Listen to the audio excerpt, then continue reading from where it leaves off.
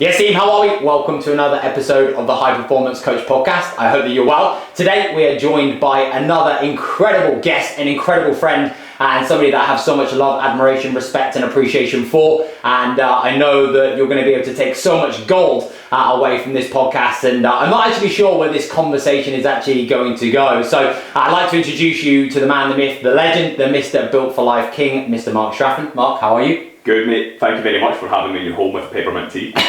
We're actually thinking about changing the podcast to a peppermint tea with Joe, and just get as many people around for a peppermint tea and a chat, and we'll basically just see where it goes. But me and Mark are actually competing together tomorrow in the Glasgow Doubles High Rocks, which will be the second time that we've now competed in the kind of like the performance round, the first time that we've done High Rocks together. So we just thought it'd be great to catch up, connect. Mark's back from Dubai. We grab a pizza, put the fire on, record a podcast, and then of course talk strategy, because we're both incredibly competitive and we literally want to look at every single 1% to make sure that we can leave absolutely no stone left unturned. But let's crack on. Mark, tell me a little bit more about Built for Life. What is it? Built for Life, I think this is something that's been an accumulation of my life's work. I think coaching very much is all about the person and understanding the person before they actually come to you. And for me, I had a huge backstory, a backstory that probably put me in a position that I shouldn't be in today, if that makes sense. And through the kind of turmoil, through the challenges, I took so much lessons from it. Like, I built so much self-awareness that I think so many people don't. They get victimised by it, and they kind of start to feel that life is always playing against them, and they can't play life's game. And this goes for everyone who might actually not be high achievers initially. It might be people who are very high performing in their own right. They've got great relationships, they've maybe run their own business or have multiple businesses across the board, but they all struggle with the same thing. And it's like the belief that they can do everything, and the belief that they can actually not live a balanced life, but instead take time back for themselves and work at something that they've always believed they couldn't do, so instead place their focus elsewhere. And that's why a lot of them are high achievers that sometimes come to us that have succeeded so much elsewhere, because they've had that kind of insecurity that they can't work in the body, but they've wanted to prove a point to someone somewhere that they could do something different. So they had a different set of tools, and they've sacrificed themselves along the way. The people that aren't really what people would describe as the higher achievers are people who show incredible characteristics to change. They've maybe been through a lot of turmoil, a lot of challenge in their life. We've worked with people who have also been going to therapy at the same time, who have underlying trauma, but they are showing the discipline, the resilience to become better people. And we understand that life can be extremely hard based upon your experiences, the things you currently still go through, the stress you embody on a daily basis, and how you feel like you might be in this cocoon of just overwhelm all the time. And we create very simple strategies and frameworks of how you can get out of that and coach people in a very different way. We don't like the old, just here's a plan, calories, training, so on and so forth. We have a behaviour change expert on board, obviously Jen, our head of client development. We've got an in-house psychotherapist. We've just now invested in Cam, who's going to be coming on board to do the meditation masterclasses. We're looking to bring on another 2 to 3 members of staff this year, but we really want to flush out where we need the expertise, because we don't want it to be that I just bring in a copycat version of me when I can do that job. I want people in better areas who can excel far past what I can in that area. But I think it's really good because the team dynamic, we all know a lot about what each other does, so we're very much in sync. Even though Jen doesn't come from like a physical background, because she's worked with me for so long, she's developed that. Because I work alongside Jen and Jean, I've got like a lot of that kind of emotional and mental understanding of people, like the emotional intelligence, the way people's mindset works, their behaviours. Jean, because obviously she has kind of been part of the fitness industry for so long, because her husband had been in, or fiance, sorry, should I say. They've not booked the wedding yet, so that might ruffle some feathers. But because she's been in and around the fitness industry for so long, she doesn't come at psychotherapy in a way where she says, just focus entirely on your mind just now. She wants it to be a synonymous journey because she understands the importance of it. So Built for Life is to help people who struggle in life excel in life, realistically, and to mitigate stress and to really come into their own, because I recognise that so many people do things for reasons that probably fill a void and bring them some form of like validation and acceptance because they never had it somewhere. Like if they were maybe younger and they were socially awkward, they finally broke into like a social circle they're very proud of, but throughout that process, because they always just do what everyone else does, they've ate and drank themselves into oblivion. They have more anxiousness now than they've ever had, that they can't take themselves away from that thing they always wanted so much. So we try and reframe people's neurological pathways to like offer insights and paradigm shifts so that they can actually start to realise that life can be a different way. Dude, love that. Out of curiosity, you touched upon, obviously you said your story. Why is this so important to you? I've spoke to Jean a few times about this, and she keeps calling me this thing, and I can't remember it off the top of my head, so I might butcher it. I'm pretty sure she said, you're very much like the wounded healer. I think it's like a book, I'm not 100% sure, but she's referred to me as that a couple of times, and she basically said that people who are usually very wounded offer the biggest help to other people. I also see that to some degree, because I see like a lot of the clients I work with that maybe have been in a poor position previously, but they give too much of themselves to people, so they've not like laid the foundations in life physically, mentally, emotionally to show up as their best for other people, whereas I've kind of made that happen first and then went down this avenue of work to impact people's life in this way. I think from that upbringing, if you want to maybe take a little bit of context from it, I was a middle child, so straight away that tells you something. I was like the kid that just fucking ran around, ran into walls. My parents were just like, you'll be fine. My brother, my sister, my brother was always that kind of older sibling who was like, my younger sibling gets everything. I was just left in the middle. Then the younger sibling was the one that did get most of the attention, then hated that the oldest sibling fucking hated her for getting all the attention and so on and so forth. So it's a little bit of a weird dynamic to start with, and I was just left to my own devices, and because of that I actually think I explored a lot more, because my mum and dad said, you used to hurt yourself, and where normal kids would cry and like look for help, you just was next, you know. You would jump in. I remember the first time they said I jumped in a pool, they were like, you were before 3 years old, and you were like, I just want to go in the pool, so I'm just going to jump in the pool. They were like, do you want us to come in? You're like, nah. I just dived head first. I was always quite curious with things, so I think that underlying was actually like a big helper to me upon reflection now. But also as you start to grow up and you do feel like a bit of an outsider and you feel like you don't get as much attention as other people, that does kind of seep into other areas. I had a speech impediment when I was younger, so a lot of people, even myself, sometimes can't believe I kind of do this job and get to speak to hundreds of people at a time, which does seem a little bit fried. I couldn't really play team sports when I was younger because I couldn't communicate, and when I did start to communicate when I was older, I only communicated based upon the emotions of what I seen around me. So my dad worked away because he had a really kind of tough time initially. We were all under the age of 4 as 3 kids. My mum didn't have a great job. My dad was like a pipe fitter plumber by trade, but he couldn't get work, so my mum used to actually make sandwiches for my dad to go and sell outside building sites. And I understand how hard that must be as someone who has a craft and knows they're good at something, having to go and basically be seen as that person that's under the individuals and basically serve them the lunch. Like psychologically that could do something to you. And he had to work like constantly. My mum actually worked 2 jobs for quite a while, and they were just very stressed, the two of them. Very, very stressed. My dad then managed to find work, but it was away. So he used to work in like China for 3 months at a time, Indonesia for 3 months at a time. And you can imagine a man who goes away and works on his own and is in digs on his own, coming back to a house with a wife who's stressed and 3 kids. And I'm going to say, we were wee shits, man. We were wee shits. And especially me, I think because I was so curious, I used to do things that I didn't really realise were wrong until I'd done them. And I would get into so much trouble, I would stress mum out. But I was also very caring as well. So when my dad used to come home, he was always a big drinker, and he's admitted to me that he's like a functioning alcoholic, so I'm always going to say that truthfully because he's admitted it to me, and if he ever heard me talking about it, I really wouldn't care because he's admitted it. And I think you need to be open and honest. So he was very stressed when he came back, so we always got punishment to some degree if we kind of crossed the line in some areas, and we were always walking on eggshells. Then when I kind of got to the age where I could communicate more, like maybe towards my teenage years, I decided that I need to try and fit in somewhere. So I basically just started to follow the crowds. I started to do things that I shouldn't have done that always used to make me feel bad, and I knew they made me feel bad when I was doing them, but I was just like, my need to fit in here so badly is so high and so like emotionally connected to me because I've never really had it, that I'm going to do it anyway. Because when I was growing up, I had this speech impediment. Like I used to get bullied like hell. I used to have a massive set of ears, tiny head, and people used to call me like a Russian monkey from the jail that escaped, and my mum and dad had adopted me. I used to get like kicked off my bike by older kids, all of this sort of stuff. Grew up, and because I'd been in the kind of wrong friendship circles, and I'd kind of developed a poor relationship with alcohol because I'd seen that from my dad, and I always had still kind of communicated in an emotional way, because seeing my mum and dad stressed, they would always communicate through snapping, being maybe a little bit aggressive in some areas, and I don't blame them for that because they were just trying their fucking best. It got to the point where I was running with the crowd a little bit too much, and you see, or you know that old saying where it's like you fly with the crows, you get shot with the crows. I then got like charged with a few different cases of assault, breach of the peace, which I actually didn't do. I didn't do, and I got found not guilty for it.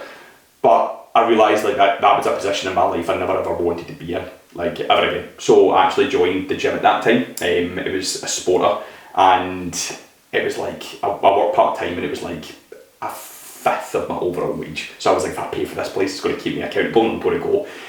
It did help me, but I still struggled to kind of break away from like wanting to go out, wanting to drink, wanting to take part.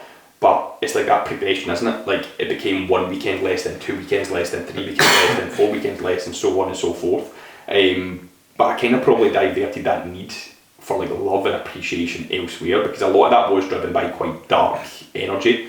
And then I was in a very, very narcissistic relationship. Now looking back on it, at the time I didn't think so. Like it doesn't feel that way when you're in a narcissistic relationship. But I was never like the best looking guy. I wasn't the one the girls wanted. I wasn't the one that people found funny or found attractive or strong or good at something, you know what I mean? So when I met that partner at the time, I felt as if like it was shifting the waves for me a little bit. But I got too embroiled emotionally with the kind of manipulation to some degree, and it was quite difficult. And actually it's a little bit difficult to admit from a male standpoint, but I think there's nothing to be ashamed of. When that relationship ended, I was like fucking lost. I was dropped at the top of a hat, if you want to call it that. All communication broke down, and it wasn't really for any reason whatsoever as well. So I was kind of back to square one, really struggling. I put on 2.5, 3 stone. Like I was PT at the time as well. Like I was so out of shape physically, mentally, emotionally. Like I was just done, and I had so much pain internally. And I'd always been around, let's just say, poor mental health, and I'd always been around some cases of like suicidal ideology, self-harm, stuff like that, and I just wanted the pain to go away, so I self-harmed for the first and the last time in 2017. I've actually only really got comfortable speaking about this lately. First time I ever spoke about it was to my clients back in 2021, I think. I spoke about it in my hot seat and I started crying when I talked about it, because it's the first time I've ever mentioned it since. But I feel good talking about it now, because it's part of my journey. Like people need to know that even if you're struggling out there, like you can pick it back up. Something just went in me that day, like I was like, this is not you, you need to fucking get a grip of yourself. The only person that's going to help you here is you. And since then I've just been on like this fucking mission, and the amount of growth that I've had in the last 6 years, I would never have imagined. Like you said, I'm living in Dubai now. If you could have told me that 6 years ago when I was at that point that I would now be working for one of the world's biggest fitness masterminds, sitting here with you, like now have a fiance that I'm getting married to in July, I've got a dog, I'd lived in Spain for 3 months, I'm now in Dubai for the past 4 months and will be there for the foreseeable future. That guy would never have believed you before that happened. Like, but the instant after, I think the guy could have told you he could have, which everyone has hope for, and that's what being built for life is all about. Dude, love that. I massively appreciate the honesty and the openness and the transparency. Talk me through then obviously how you have been able to kind of shape and mould and evolve, because I think the big thing that I often see is that obviously when you now get into the fitness industry, obviously you now didn't step into the fitness industry with Built for Life and that level of awareness, and it's almost like this growth and this evolution. So talk me through the kind of like the stage and the phase you've now been through, because I talked about last week at our event how you almost will outgrow your market once you've been in the industry for a little while, and you start to kind of now gain a degree of like safety and security. You work with a load of different people. So talk me through that kind of journey that you went on. Yeah, I would have worked with anyone to start with. Like anyone, pretty sure you would have done the same. I quit my full-time job in 2014 and just invested in like a 6-week personal training course. Managed to get like a self-employed job at Exercise for Less at the time. I think most of them were away. I think they're mostly JD gyms now, but I was like, this is not failing. So they used to sell what was called like a welcome pack with their membership. So it was like, you pay £20, you get like a wee bag, water bottle, you get 2 free personal training sessions. I was in that gym morning, noon, night, like from open till it's shut, delivering free personal training sessions constantly, all the time. And I remember that I'd done it for like 7 or 8 weeks straight, I think it was. And I got my first paying client, and I was like, oh my God. My mum and dad actually, just for all my hard work, bought me, you remember one of those ISO cooler bags, like the black and the red ones? And I remember they gave it to me and I just burst into tears. I was just like, what is going on, man? I'm so tired and exhausted. Like, this is now starting to pay off. I think within that same week, or probably within the kind of 7 days of when that week LA, I took on like another like 6 clients. So just built momentum so suddenly, but it's because I just showed up and I was so consistent. Then I built up to definitely the busiest trainer in the gym. there was one other trainer in the gym that was probably just as busy as me, but didn't have the same standards as me. Like, he would often be late. He done the group coaching, became a really good friend, but sometimes his headspace was just a little bit elsewhere. Loved like going to Ibiza to get on with the boys. I remember I was talking to him in work one morning, and I was just like, how you doing? Like, how was your weekend? He was like, oh, it was great, but me and the missus have fell out. And I was like, why have you and the missus fell out? He said, I did it, and he said like, oh well, on Friday I turned my phone off and I told her I really wasn't well, and I flew to Ibiza for one night to see so and so play, and I was like, what? He's like, I just cancelled my sessions Friday night and just went, and I was like, I would never do that. I was like, fair dues, admiration, but I just like, I couldn't from a standards perspective. So he was actually leaving the gym to open his own gym, like his own kind of small private studio, and it was miles away, so a lot of his clients weren't going. So I basically bought his small semi-private off him, ran that until Exercise for Less came to me and basically said, right, if you want to coach here from now on, we're going to pay you. So you were going to get a set wage and you would only get 20% of the money that the people pay for PT. Yeah. And I was just like, fuck off, not a chance. So then I moved to the gym, took 40% of my client base because people had to be members of the gym, they didn't want to travel, and that was within a 3-week space, so they had 3 weeks to get out. So I went back to having to like do shifts, clean treadmills, all that sort of stuff. So spending like 4 years building yourself up and building your business to a point and having to like go all the way back to that. It's demoralising, but I was like, I'm not going to show any ego around it. There was a gym in Hamilton where I lived that I really wanted to get into, but he capped his personal trainers, and then 8 weeks after I went to the gym, he basically was advertising for a trainer, and I contacted him and I was like, I need in here. This is like life or death. Again, grew my business to the point where I was the busiest in there, started dabbling online. I was like one of those coaches, £100 a month, here's your plan, blah blah blah. Yeah. I'll do mine in face sessions. People always wanted to kind of come and do it in face as well, alongside online, but I just didn't have the capacity. Started to run like execution camps, but for online clients, because I was like, they need something different. So I would do like a presentation in the morning, then a training session in the afternoon. It would run for like 4 or 5 hours, and I just felt like that really separated me apart from other people as well.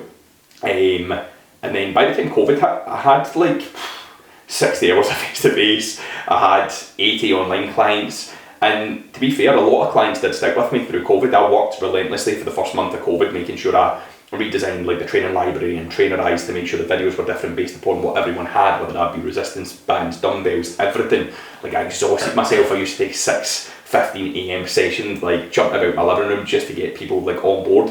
But slowly but surely, as I started to then evolve, because I had more time to think, I realised like the pandemic is impacting people on a far greater level. And I always loved working in the gym floor and getting people results, but also realised that people weren't sustaining results like they would. That actually annoyed me, you know, because you can't really own the result if you don't sustain it. So I just started to think a little bit more about a holistic form of coaching. And when I say holistic, people think it's fucking airy-fairy. It's not. It's not. Being holistic is like doing the deed, and whatever that deed is at any given point. So like, if you need to have a rock up your arse, it's a rock up your arse. If you need a wee bit more compassion, it's that. If you need to like have a wee bit more in-depth connection, like on a call, it's that. If you need to look at areas of your mindset and your life that are quite difficult that other people wouldn't look at for you, it's that. And I think these are the things that people overlook, because people just want the outcome, they just want the result, but they don't realise the environment around them is like infecting it. It's just stopping them from growing. It's like a disease. So realistically, during lockdown, once I had that time to think, I was just like, I don't think I can go back to gym floor PT. And I said that to Joanne. And don't get me wrong, there was like a fear around that, because that's like a big transition. Like, I'd been online for months. Remember, the gym opened, I think, in August for the first time again, for like 6 weeks. Yeah. So that was from March until like August. And if you told me in March I wasn't going to go back to the gym floor, I'd have been like, neighbour. But I made the decision, went in, told the guy, really respectful about it, just wished me luck, and then it just continued to grow from there. Decided to take Jen on, decided to take Jean on, obviously now decided to take Cam on. My wee sister does stuff in the background for me as well, so it's quite a smooth, streamlined operation. Don't get me wrong, like, a lot of work to maintain it, and your business is always your baby, so even though you delegate parts away, you're always going to be doing something else. So that's how it's evolved. Incredible. What, out of curiosity, do you feel as though have been some of the biggest and the most pivotal, like, key principles that have now actually allowed you to get 60 hours a week of coaching, to have 80 online clients? Like, what would you now say have been some of like the most important like behaviours and or traits that you feel as though can maybe get overlooked and or necessarily underappreciated that you think you've done incredibly well to get to that point? Number one, don't shag your clients. I know so many PTs that used to shag their clients. Don't do that. I wasn't. Do you know what? I was literally not. I was not expecting. I wasn't expecting that.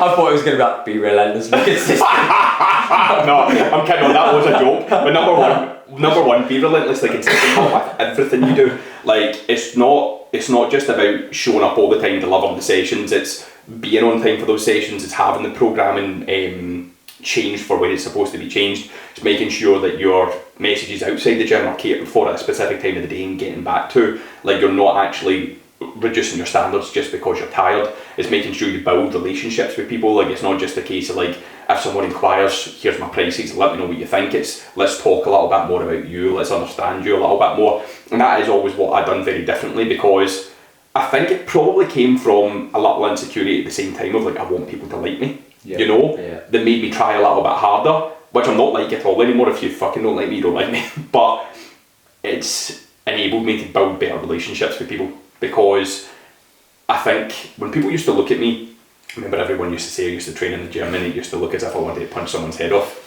Just my head would be down, I would just be training like a fucking relentless machine. Like you are tomorrow. Like tomorrow. Aye. When you see that guy tomorrow, you know he's still in there. And they used to be like, you just look like a scary, scary guy. Even one of my clients, me and Jen laugh about this constantly. One of my clients, Louise, that came on board recently, she's been on for about a year, but she's nearly up 100 pounds down. Was on the verge of suicide and all that sort of stuff. Her friend, when she first signed up with me, said like, oh my god, why are you going to him? He just looks like a big chicken and rice bastard. Like, I can't believe you're signing up with him. He just looks like basically a big juice head, you know, a big bodybuilder. And I think that's how a lot of people perceived me until they spoke to me, and that's what changed things.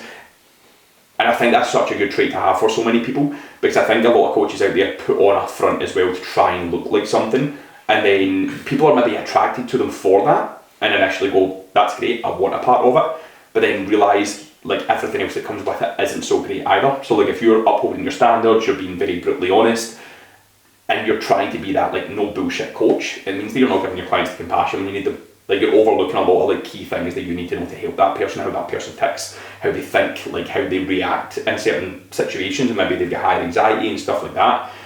How much more they need to have to lean on you. Vice versa, if you're that one that just wants people to like you and you're a bit too compassionate, then people aren't going to get results, because if you hold them in that compassionate area for too long, then they're just going to think they don't have to do fuck all, you know? So you need to know people to know how to push them. And I know the clients that I can just say to them like, you need to fucking get up today and get this done, and they'll do it. And the other ones, if I said that to them, they would crumble a little bit. So with that relationship means that you can build better foundations of trust, so that the way in which you come across to someone isn't opposite to what they've perceived you to be, because everything's always been laid on the table to start with. I think two things stand out there for me. Number one, like, some lessons have to be experienced rather than to be fully understood. Like, you've got to now be able to find your edge, and you can only now do that by working with a multitude of different people and by learning through experience and learning by doing the do, which is why it's so important, I think, to have the opportunity to spend as much time on the gym floor, connecting, communicating, having conversations, and actually now being able to really just get to know people. One of the biggest things that I think is often overlooked is just the ability to now be able to understand, how can I now listen, right? Communicate, hold space, because that's one of the most powerful kind of like skills that I think any kind of coach can now have, because we're in a service-based industry. So the ability to be able to now connect with the human first, the result, the transformation, the referral, the retention happens as a byproduct and happens second. And I think the second thing, like for me, it's just for you, looking at your evolution, your growth, and your own kind of like journey, and now looking at, okay, how is those 60 hours on the gym floor, getting up morning, afternoon, evening, now served? What and how you operate in the online space, and do you think it's had a positive correlation because of that exposure to now connecting? Oh, 100%. Like, I think a lot of coaches that I see that are trying to like create that online business always say like, I don't know how to run an online business. And it's not even just from the perspective of what systems do I need, like how do I deliver it. It's, I don't know how to speak to my clients, when to speak to my clients, all of that sort of stuff. So those sessions for years on the gym floor, like I was on the gym floor for 7 years, and pretty much from that initial 8-week point where I never really had any clients whatsoever, and then I got like 6, 7 within the space of like 7 days, and then just started to grow from there. I was never at a point where I was any less than like 30 hours of PT a week for years, months, every single day, and it allowed me to work with so many different type of people and understand the people I want to work with. The clients that were always my base clients, the ones that opened up to me the most and respected me enough to also put the work in because we had this like similar vision and mission. Then it got me to understand people I didn't want to work with, and that's okay. And I remember this one time I was delivering the free sessions to this guy, and he just wouldn't talk me full time unless I spoke to him about cricket. And I've never fucking watched cricket in my life. So I actually went home and read up about cricket just so I knew how to fill the gaps and fill the silence with this guy the next day. And I remember I didn't even ask him at the end, like, do you want to sign up and do like an extra couple of sessions, because I was like, I cannot handle this guy for the next 5-10 hours that I'm going to sell him.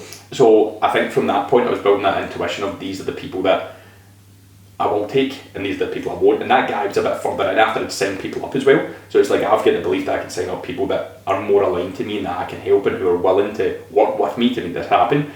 And after you start to build that initial confidence and even get a couple of them on board, like, it just goes to show how confident you can be to say no to other people. And it's really allowed me to like look at the characteristics of the people I want to work with very clearly and see it in them. Don't get me wrong, talk can be cheap sometimes. People don't always follow through with what they say, but it's still your job and your duty, if they've told you this, to find out the reasons that are holding them back. And all you can do is do your best, and if they're not willing to play ball with you, then you disconnect from it emotionally. Like, you can't hold on to their success because you don't own it, and you can't make someone be successful. You can only do everything so in your power, so you can just be like, I've covered the framework that I always do, I've went deep, I've dug into the pain. Like, have these people opened up to me enough? Perhaps. No. Are they maybe willing to? No, maybe they're just not ready. So it's really allowed me to understand people more, like relationships, connections. That's been the biggest thing, and I think it's the thing that's so undermined.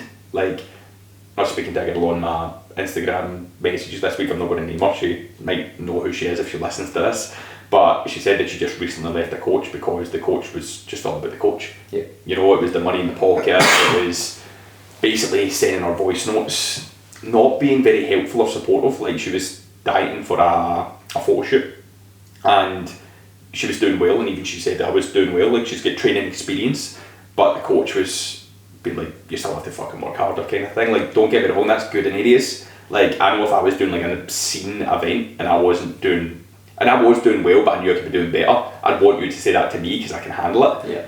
But some people can't, and again, that's where the relationship comes in, you know. Yeah, massively. On relationships, this is now obviously taking me back to kind of like when we first really connected. Yeah. Obviously, first initially when we stood in our pants in fake tan. Obviously, a good few years ago. I thought you were talking about something. We are going to come on to that as well, because that is a story that now has to be shared. But I also know one of the biggest things, obviously, now if anybody listens to this, what I would assume a lot of people would now kind of like portray as somebody who's got confidence, who's got clarity, who's got certainty, who's now got incredible self-awareness and great understanding, and obviously has a kind of expectation, a standard of like coaching and communication. Yeah. But when I first kind of really got the opportunity to connect and meet and speak with you on a more intimate level in many ways, we'll come on to in a second, one of the biggest actually like hesitations and kind of levels of resistance that you now had about hiring a coach was due to your own previous experiences, and almost you had yourself actually lost trust in the coaching process because what you've now been through. I'm not going to mention names, but do you want to even touch upon that? Because I think sometimes it's like, especially with coaches, it's almost like you have certain standards now, and it actually can be quite difficult because you know how you want to be coached, you know the standards, how you want to communicate, how you now want to be able to, like, I suppose, connect with a person, and when that's not being met, it can almost feel quite difficult because your expectations don't meet the reality, and I think that can almost lead to you losing faith and trust in the industry. 100%, and I think at that point as well, it maybe triggered, like, I'd never seen myself as part of the fitness industry, right? Because the fitness industry was very different when we first entered the fitness industry, and there was a lot of like cliques kicking about, there was a lot of egos kicking about, and I'd never really fit in anywhere, so I was like, why am I going to fit in here? So I think that's maybe why as well I was able to build better connections with people too, because they maybe met someone that wasn't like all those other fuckers at the time, because even I didn't like all those other fuckers. So I'd invested in myself to be around people. Like, I would only invest in myself with the best in the industry, and that's what I've always done until today. And I've never actually, looking back, invested in anyone that's just been like substandard. Everyone is like the fucking peak of the industry, including yourself. I'll give you a little shout out. Yeah. So at the time, like, I'd invested in this individual under like different circumstances, if you want to say that, as part of something different, and that's what kind of funneled me into this person's presence. But the environment that I was in around this individual initially, it was all talking about standards, like the way in which clients should be treated, the way in which you as a coach should like uphold yourself and your promise and all of this sort of stuff. And I paid this person, I can't remember the year, but I remember I paid them initially first in the month of October, and it was like £200, right, a month, which I think it was like 6 or 7 years ago, which at the time in the industry I wasn't making like big bucks, you know what I mean? Like, I was investing everything I had into myself, and I paid him in October, and he was like, right, I need to see you in person before I can get your plan drawn up to take your body fat and all that. And I was like, you're 500 miles away. Right? Like, what the fuck? So I was like, right, fine. So out my own way, travel 500 miles at the end of October, because I was like, it's the only opportunity I'm going to get. Remember, I'm still working on the gym floor. I just recently met my now fiance, and she's like, I want to see you at the weekends if you're just constantly working during the week. And I used to work Saturday mornings as well, so I'd like cut my Saturday morning to travel for this person. Went down, got it all done, cool. So I'd now made November's payment. Nothing through November, not even a text. So I was like, what's happening here? Like, I was just waiting, like my training program, nutrition, anything, like not one thing came through. Text at the end of November, like, have you got that sorted yet? Yeah, I'll have it done to you this week. Nada. Text him again just before Christmas. Nothing back. Oh, sorry, we were off for Christmas, blah blah blah. So I've now paid December, and then I paid January's, and again, nothing over.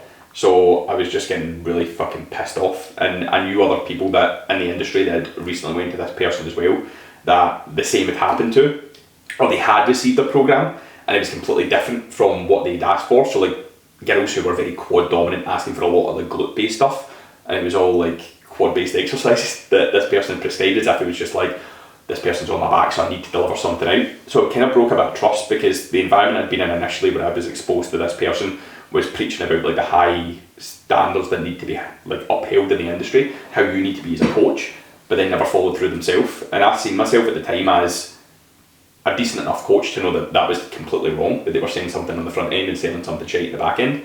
So basically just messaged and said, I'm going to stop the payments, and they came back, like, oh, I'll have your training plan over to you today. This was like the end of January, because I basically sent it just before my February payment was going to come out. So it was like nearly £1,000. It was £800 worth of money for nothing.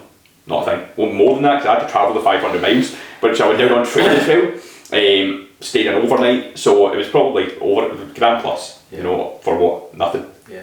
And one big thing there is, you know, we share about that is because actually that conversation that we had was actually the first ever time that I'd ever been exposed to almost like another coach now losing trust in the industry that they now very much worked in, and actually realised it was that resistance that there was almost like to like hire another coach because of like that experience. And then that also made me think, like, well, if that's not another coach that's now resistant to hiring another coach within the field and within the space, then how would a like non-coach Gen Pop like client now feel based upon their previous experiences, which then comes back down to the power of being a human first, the power of connection, the power of opening up, the power of actually now like giving yourself the opportunity to actually really get to know people, and giving people the opportunity to be able to now like let people in, I suppose. And actually how it isn't just this simple transactional process that you now go through, because you don't know what experiences people have maybe been through before. So when it now comes to especially the online coaching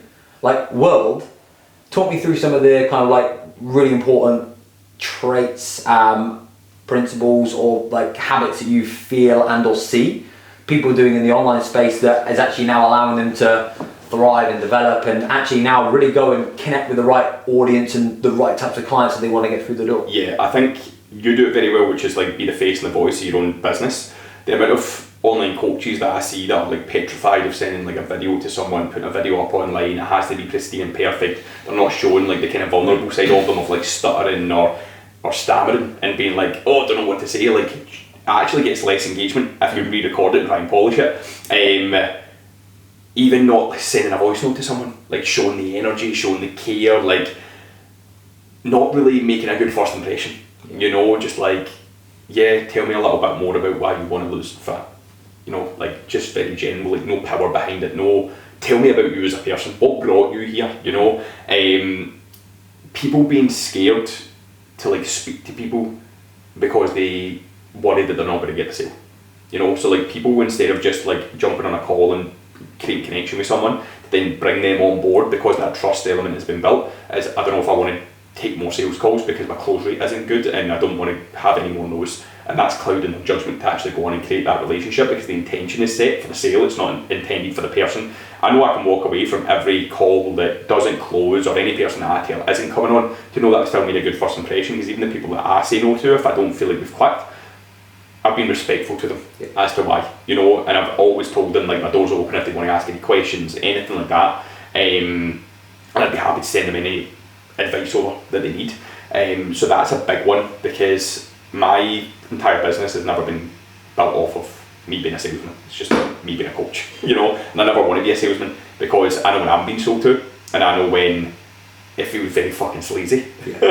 But I genuinely just want to make a difference, like going on your Instagram, walking the virtual gym floor instead of feeling as though you have to just wait for when the next lead is going to come to you. Like, you need to have this like very strong level of conviction that you can have an impact on people's life. One of my clients texted today and she's like, I just want everyone to join this cult. And I'm like, that is what we are here, like it's very cultish. But you want your clients to be like that.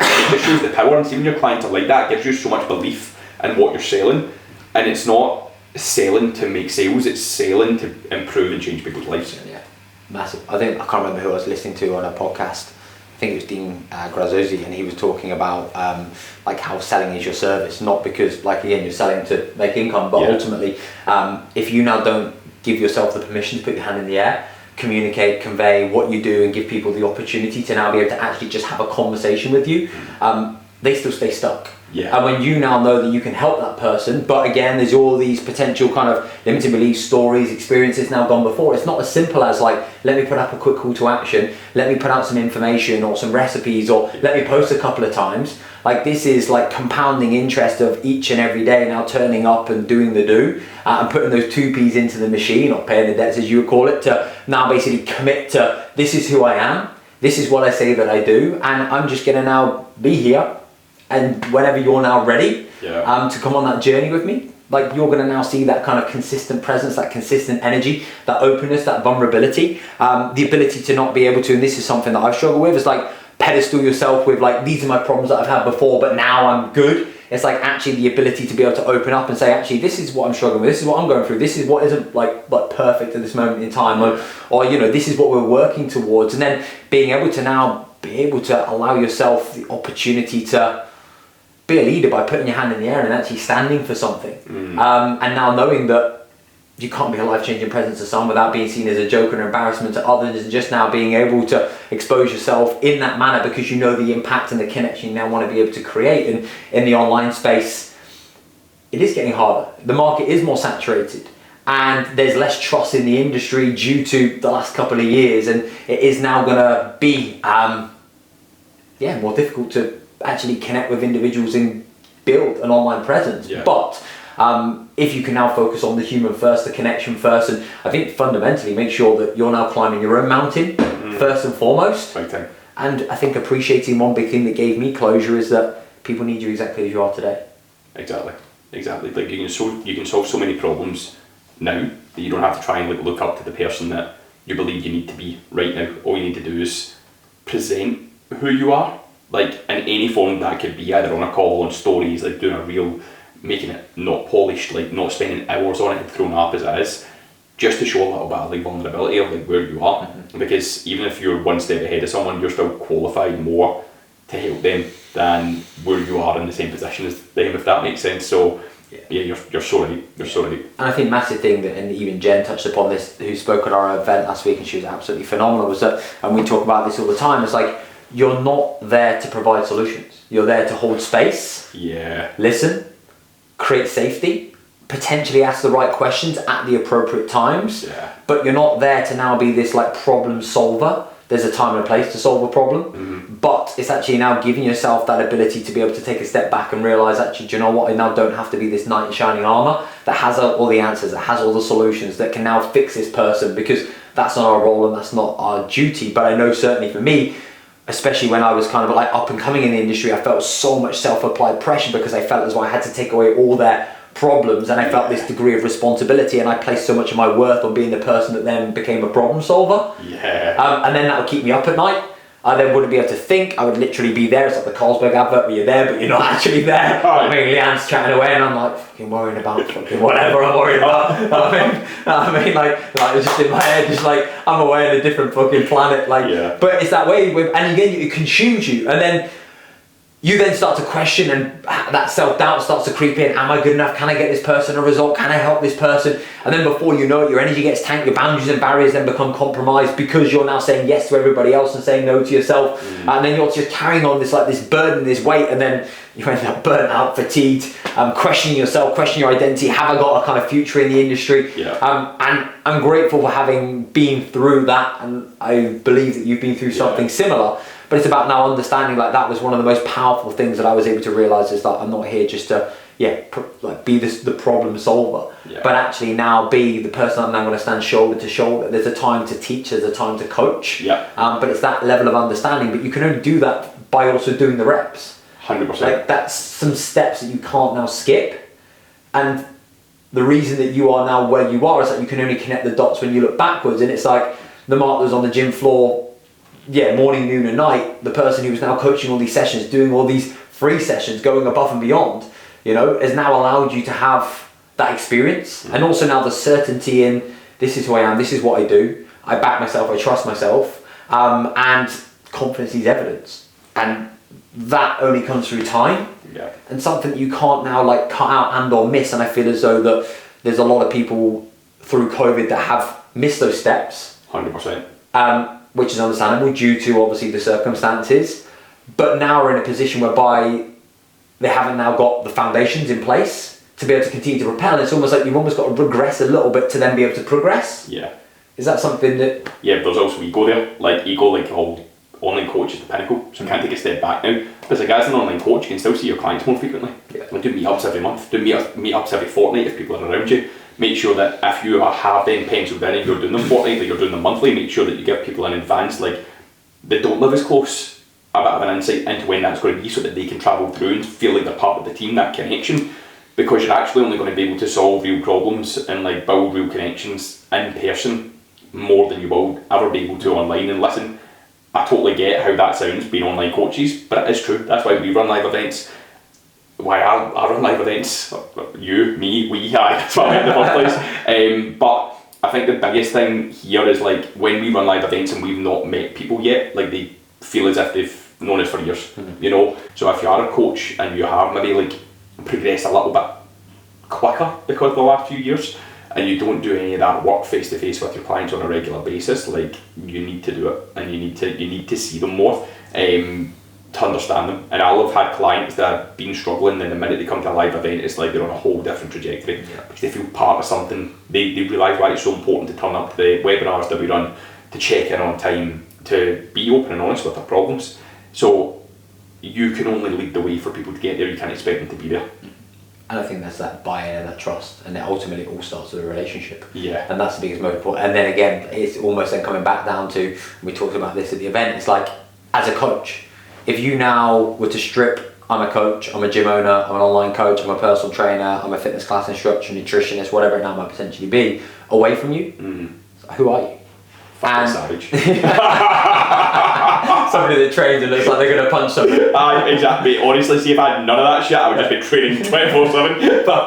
It's one of those things as well. It's like actually now allowing yourself to also now like realise that you are not just your business. Your business is not just you, and ultimately people now want to be able to get to know the person, your quirks, your perks, the peppermint tea, the carrot sticks, the tight jeans that I like to wear, my high performance UGG slippers, like all like the weird and wonderful things. that you now have, like, that really connect you with somebody. So, you know, even whether that's now like you value taking the dog for a walk on the beach, whether that's now you value, or like, mate, the thing that I most loved about you was when you did the game with Joanne, who'd been struggling in Dubai for a week or two, and then you did like this or that with regards to going to the cinema, watching the World Cup. And it's like actually allowing people to actually now see you on a more kind of like human level, like on a more personal level. And again, in an online space, it's like, how can you create more of that like offline connection again? But that's now not calories, macros, training splits and all these different things, but like, who am I? And that can feel difficult because, again, I know for me it's like, well, I've now got to expose myself, and there's resistance to that, because if I'm just Joe the coach, there's a protective mechanism there.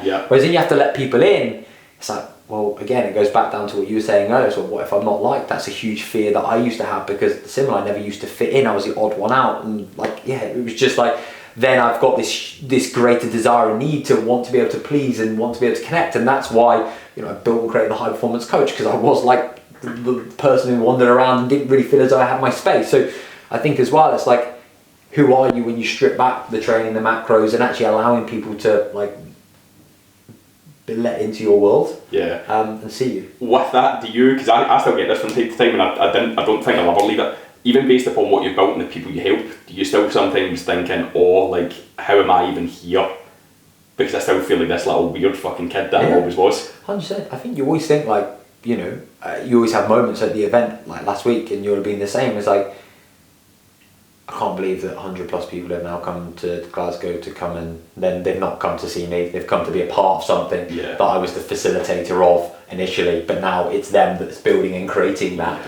And actually, like I say, realising like, people want to connect, people trust you, people want to invest, people want to support, people actually, you know, now look up to you. And I take that with such huge like admiration, gratitude and humility, and that's now the biggest driver for me to now be able to realise and recognise, well, okay, I need to continue to develop and improve and be better myself. Not in the way in which I look, not in the way in which I perform, not the way in which I, you know, train, but within myself, the awareness I have for myself and my ability to now be able to, again, like, create more opportunities to be able to build more relationships. Because that's at the core of everything. But to answer your question, I don't think you ever feel ready. You don't ever feel ready. You know, and I don't think initially you're ever going to feel worthy, or you're ever going to feel good enough, because there's no evidence that backs that up, because you've never experienced that before. The more you start to do, I think the more it starts to like solidify, and the more you start to step into it, and the more you start to normalize it. But definitely initially, I think you feel like a rabbit in the headlights. How do you feel? I feel confident now. It's just like sometimes I'm thinking about things in my head where like every relationship will have their wee quirks, but me and Joanne will do like stupid wee voices to people sometimes, and then after like we stop, I think to myself, can't believe cunts actually listen to me. Honestly, you'll hear me tonight doing Lola's dog voice. Aaron, you've heard me do Lola's dog voice. I do Lola's dog voice all the time, and then I sometimes get into bed and I'm like, I wonder if people know that I'm an absolute. I literally am like, I'm having a full blown conversation with my dog. I'm like, oh my god, if only people like, I'm like, this is maybe that's going to need to be the next episode. I get Lola to sit there. Mate, you should. It's a conversation. That's the stuff people want to see, but like that is the stuff people want to see, and I think this is what this is all about. Like, see, when you have those thoughts of like, fucking hell, no one would ever invest in me if they said this is what I was up to, it's like, I fucking would. That's the very thing. Every single person is going to be doing the same thing in some way, shape or form. Like, everything's got their own wee quirks to it. Like, the relationship you have with your dog, like, my dog will just literally sit in my face and lick my face. I come in here tonight and I'm like, Lola, give me a kiss now. Just after she's eating on a shout. Exactly, I'm like, I don't care. This tongue is nicer than any other human's tongue, totally fine to clean up. I'll have like those funny, quirky things I do with Joanne. I'll have those funny, quirky things I do with Moan. I'm like one of those guys that if I'm out a walk and I'm walking across like slabs, that I need to hit like an even or odd number when I'm walking and shit like that. Like, I'm always inside my own head, like creating wee games, thinking to myself and just being like a big kid, you know. And even though like I show up professionally in the front end, I try and make these things like so known to like the people I work with. Because it's the shit they don't talk about either. And maybe if they were okay talking about some of the quirky shit they done, they wouldn't feel embarrassed about who they truly were, and they could step more into themselves. Yeah, definitely. Well, mate, there's two things that I think have allowed us to connect with one another on an even higher level. Number one is the post you put the other day about how you love James Blunt. Oh mate, Oh mate, how because good is James Blunt? I am also a massive James Blunt fan.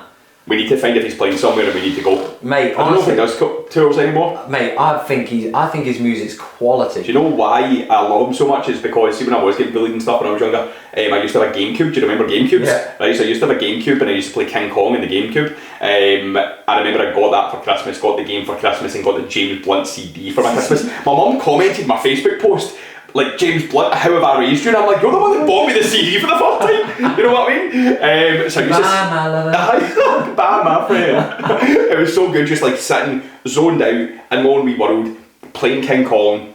It's the best game ever, by the way. Like, I wish they still done games like that. Like, with my headphones on, with my wee CD player, with James Blunt playing on repeat, and I fucking, since that time of my life, just loved them. That's it, mate. When I read that, I was like, mate. But that's as stupid as that sounds. Like, that's the very thing that would now connect somebody. Like, again, the ability to now to share those things and allowing yourself to be you, which sounds a bit kind of like hippie, but like it's like allowing yourself to be you. And if you ever want to understand how you can acquire a client like Mark, basically the way in which myself and Mark actually. The reason that we're actually able to get Mark into the High Performance Coach a few years ago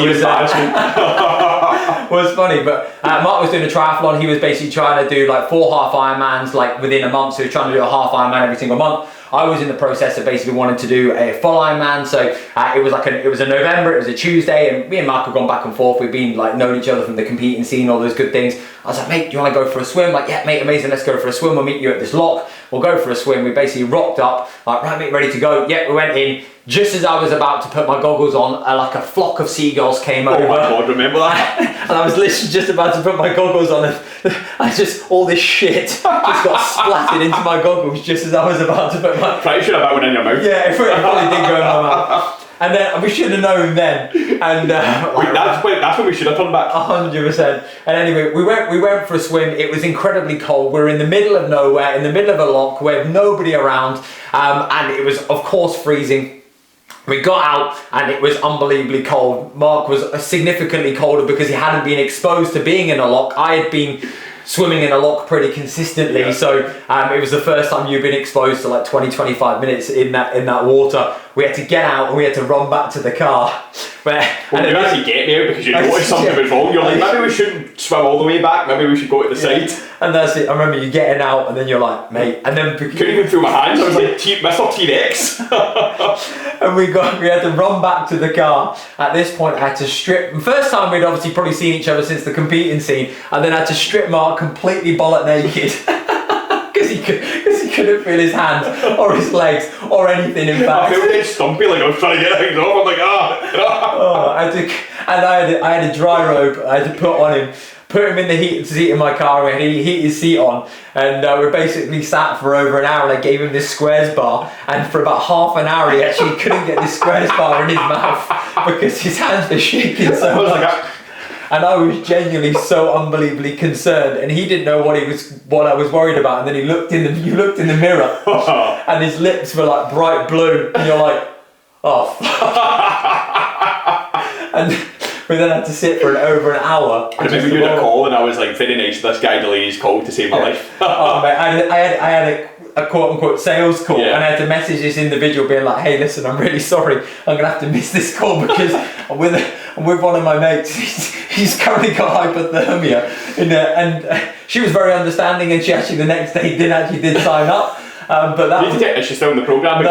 She'd been there for 2 years. She's recently just left. But yeah, that was obviously when our relationship had like formed, and a trust was built. And from that day forth, you realise, right, okay, maybe I can. Now I've been able to get completely bollock naked and get dressed by this guy. It was either that or this is the first time someone's really protected me when I'm not, like, without me having to protect myself.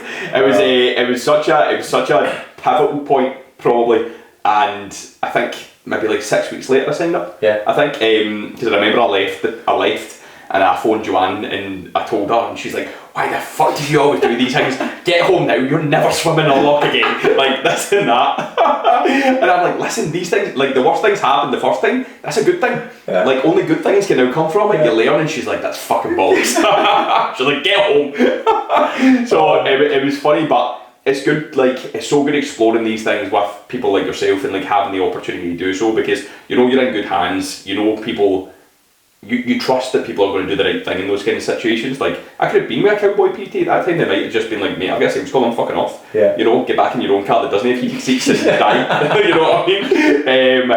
And I think now it's obviously very prevalent that we hold very similar values, and I learn so much from you around like the relationships, the connections, and it's one of the main reasons why I want to be here as well, because I keep on learning from like how you do things, you know, because you're at a point in your career that is very different to mine, because you've always led in a kind of different way but a similar way at the same time, so I get to learn different styles of how you do things, and it's always so good to see how all of it always comes together, and you're always looking at like what gaps you have to fill, and it's inspiring as fuck.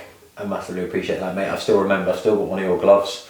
Oh, you still got that glove? I've still got that. I was looking for that glove for ages. I've still got that glove. But in all honesty, I think we all stand on the shoulders of giants, and this is a big thing I share. It's like fundamentally, like, I hold you accountable, you hold me accountable. Every single coach inside the High Performance Coach holds me to a higher account. Yeah. They demand me to be better of myself. A bit like every single one of your clients now demands you to be better of yourself. And like for me, that's the very reason that I get out of bed of a morning, is because I now know that I have to be better for those individuals and for those people. And I'm learning continually every single day from the coaches that are around me. And even though there's like a coach-client relationship, it is, but of course it's not really, because I'm still learning and developing, much like you're doing exactly the same with your coach-client relationship. And I think that's the most powerful thing. And also, again, the ability to now be able to have the absolute pleasure of working with people that you're excited to connect to, that, again, you want to spend time with, you want to now be able to go out for food and... See their penis. that was it. But like, I think that ultimately is really, really where it is. And it's like, now people need belonging, people need connection, people need safety, they need security, they need the ability to feel listened to, heard, understood, and to feel as though that they now actually have a space in a place where they can just be them. Mm-hmm. And ultimately that then also comes back down to you. Yeah. And if you now want to be able to, I believe, have sustainability, longevity, it is that exposure and that opportunity to go, I can't be a life changer to someone without being seen as a joke and embarrassment to others, and I am going to have to put myself out there, and there is going to be resistance to that. Like, I still have huge resistance to really putting myself out there, and that's one of the reasons I wanted to start doing the podcast, was like, that's been one of the things that's made me feel really uncomfortable, because I feel safe being myself with you, but putting myself out to the internet, even now after 13 years of like being in the industry and having worked with thousands of people, is like still something there's a little bit of resistance towards. And it's like that ability to now be able to now know, right, okay, this is what I have to do to be able to have the impact and create the connections and give other people then the runway and the opportunity for them to have the permission to be able to step into, right, okay, and then what impact's that then going to have, and the ripple effect that then creates. And it's like, that's the thing that drives me forwards. And it's like, not just doing it for me.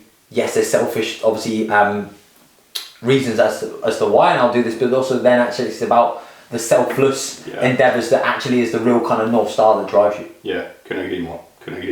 And you do hold me accountable. I hope I hold you accountable. That's what I'm saying. Tomorrow it's on. But that's what it's about. So, dude, I didn't really know where this conversation was going to go. Really, really powerful. I should have actually said at the start, we should have done a disclaimer. That Mark speaks just as fast as me, if not faster, because of the Glasgow accent. So actually, if you've got to the end and you haven't understood a word that either of us has said, then you actually might want to go back and watch this on 0.5 times speed, and then you actually may be able to make a little bit of sense. But dude, I massively appreciate the honesty, the openness, and just the ability to now be able to share. You're an incredible friend, somebody who's really leading the way in the industry and an inspiration to so many. So dude, massive appreciation to you. For everybody that's listened, if you've made it this far, we appreciate you. If this has been valuable in any way, shape or form, feel free to obviously share with another coach, or even a friend that you now feel as though may potentially take some entertainment and or even potentially a golden nugget away from this. So whatever you're up to, have an incredible morning, afternoon, evening. Keep being awesome. We love you all. Speak to you soon.